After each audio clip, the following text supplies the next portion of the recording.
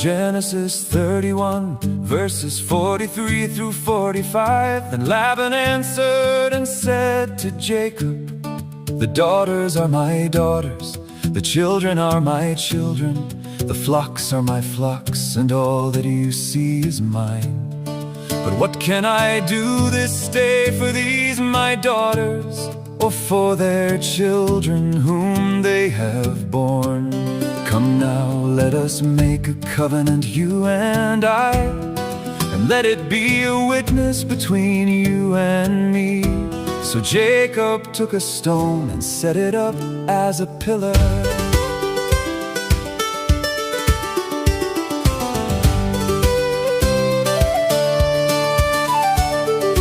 Laban's talking property, calling it all his own, but the builders are moving forward while the seeds of truth are sown. He's an extractor with a narrative that's twisted by the past.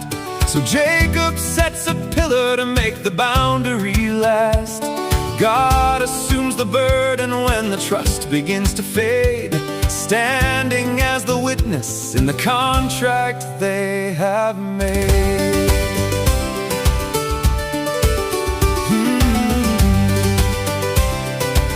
Genesis 31, verses 46 through 50. And Jacob said to his kinsmen, "Gather stones." And they took stones and made a heap, and they ate there by the heap. Laban called it Jegar-Sahadutha, but Jacob called it Galeed. Laban said, "This heap is a witness between you and me today." Therefore he named it Galeed. In Mizpah, for he said, "The Lord watch between you and me when we are out of one another's sight. If you oppress my daughters, or if you take wives besides my daughters, although no one is with us, see, God is a witness between you and me." Two different names for a single pile of stones, the language of the world and the promise made of bones. It ain't a lover's necklace or a sentimental song. It's a watchtower of warning when things are going wrong. Mizpah is the sentinel when we're out of one another's sight, keeping peace in the shadows by the Spirit's light.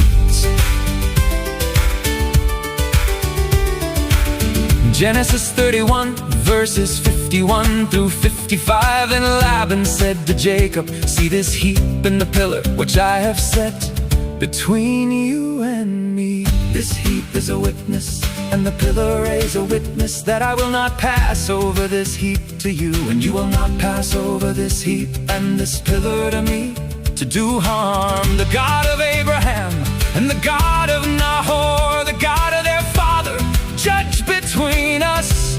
So Jacob swore by the fear of his father Isaac, and Jacob offered a sacrifice in the hill country, and called his kinsmen to eat bread. They ate bread and spent the night in the hill country.